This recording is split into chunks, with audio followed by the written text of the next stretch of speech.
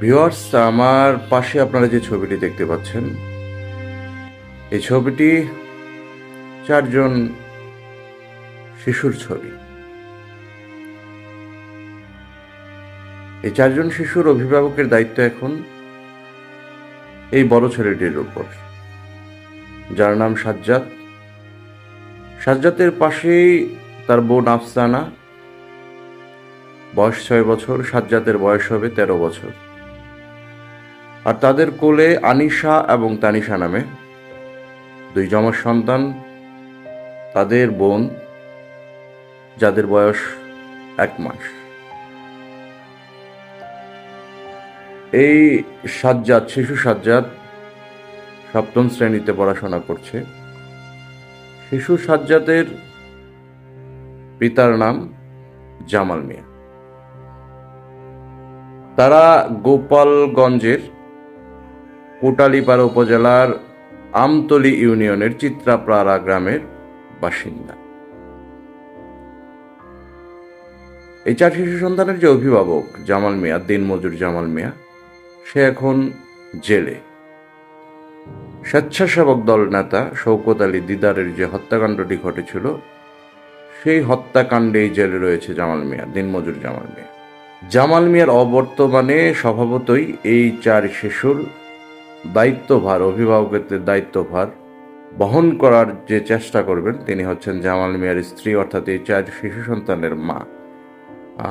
বাবার অবর্তমানে সন্তানদের দেখভাল করার দায়িত্ব নেওয়ার চেষ্টা তো মাই করবেন, কিন্তু অত্যন্ত দুঃখজনক হলো সত্য, এই 4 শিশু সন্তানের মা তিনি বেঁচে নেই।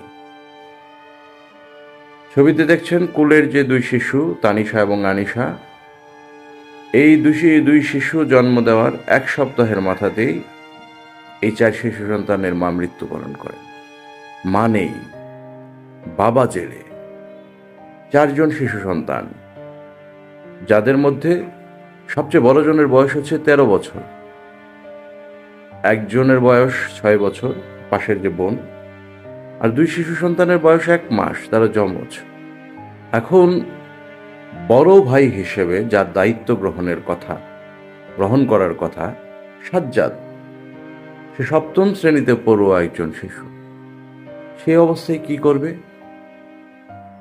কুলের যে 2 শিশু সন্তান, যাদের মা এখন পৃথিবীতে বেঁচে নেই, বাঁচার জন্য তো তাদের দুধ প্রয়োজন। দুধ ক্রয়ের অর্থ কে দিবে? যতটুকু জানা যায়, শিশু সাজ্জাদ, মানে সবচেয়ে বড় এখানে, যে সে 7ম শ্রেণীতে পড়ে এবং সামনে তার বার্ষিক পরীক্ষার ফি কে দেবে? পত্রিকাগুলোতে যে তথ্য উঠে এসেছে সেটা হচ্ছে জামাল মিয়া একজন দিনমজুর। জামাল মিয়ার স্বজনদের বরাতে যে তথ্য উঠেছে সেটা হচ্ছে জামাল মিয়া বর্তমান সময়ে কোনো রাজনৈতিক দলের সঙ্গে সম্পৃক্ত ছিল না। তবে জানা যায় যে এই জামাল মিয়া আমতলী ইউনিয়নের, গোপালগঞ্জের কোটালীপাড়া থানার আমতলী ইউনিয়নের যুব দলের সঙ্গে সম্পৃক্ত ছিল এক সময়। এখন জামাল মিয়াকে দিদার হত্যা মামলায় জেলে পাঠানো হয়েছে।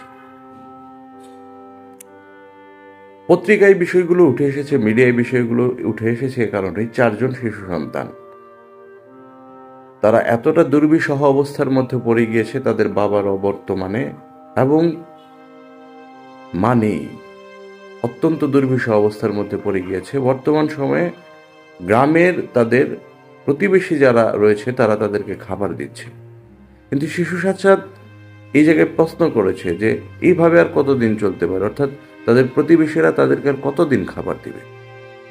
আমরা আমাদের বাবাকে ফেরত চাই।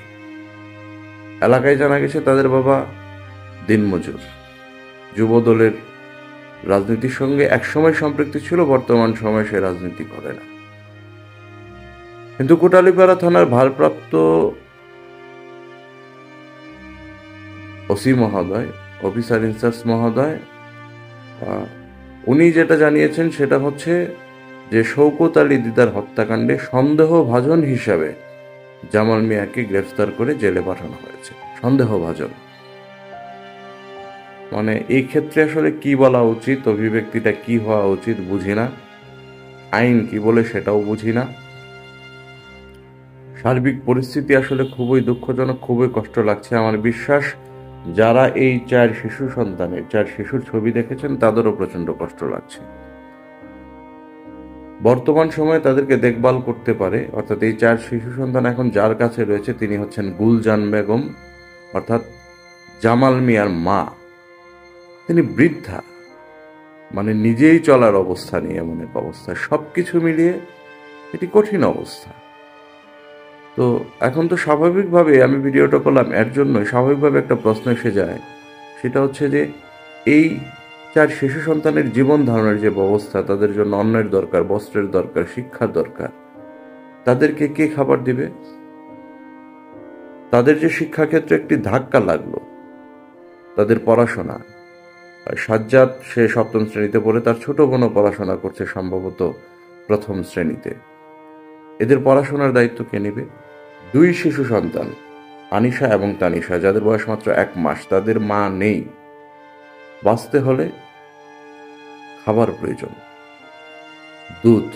দুধ ক্রয়ের অর্থ কে দিবে? তাদের জীবনে তাদের বাবাকে খুব প্রয়োজন, কিন্তু তাদের বাবার সম্পৃক্ততা কোথায়, আইনি মারপেচটা কি, সেটা তো আমাদের এত দূর থেকে বোঝা সম্ভব না। কিন্তু প্রশ্নটা হচ্ছে, এই 4 শিশু সন্তানের এই অসহায় অবস্থায় তাদের যে মৌলিক অধিকার জীবনের, অন্ন, বস্ত্র, শিক্ষা, এগুলোর দায়িত্ব কি রাষ্ট্র নেবে না? আমার তো মনে হয় এই 4 শিশু সন্তানের পাশে রাষ্ট্রকে দাঁড়ানো উচিত এখন, এবং এই 4 শিশু সন্তানের জীবনকে সহজ করে দেওয়ার জন্য যা প্রয়োজন সেটাই রাষ্ট্রের করা উচিত। আপনারা কি মনে করেন সেটা কমেন্ট বক্সে মন্তব্য করে যাবেন। ধন্যবাদ সবাইকে। আবার একটি নতুন ভিডিও নিয়ে আপনাদের সামনে হাজির হব। সত্যি বলতে এই 4 শিশু সন্তানের জন্য ভীষণভাবে ভিতরটা খারাপ হয়ে গেছে, মানসিক অবস্থাটা খারাপ হয়ে গেছে। এটা অত্যন্ত দুঃখজনক। 4 শিশু সন্তানের সুনিশ্চিত জীবনের জন্য রাষ্ট্রের দায়িত্ব নেওয়া উচিত, এটাই মনে করি। আমার বিশ্বাস আপনারাও মনে করেন। ভালো থাকেন সবাই। সবার আগে আমাদের চ্যানেলটিকে সাবস্ক্রাইব করে দিবেন সেই প্রত্যাশা রাখছি। শুভকামনা সকলের জন্য।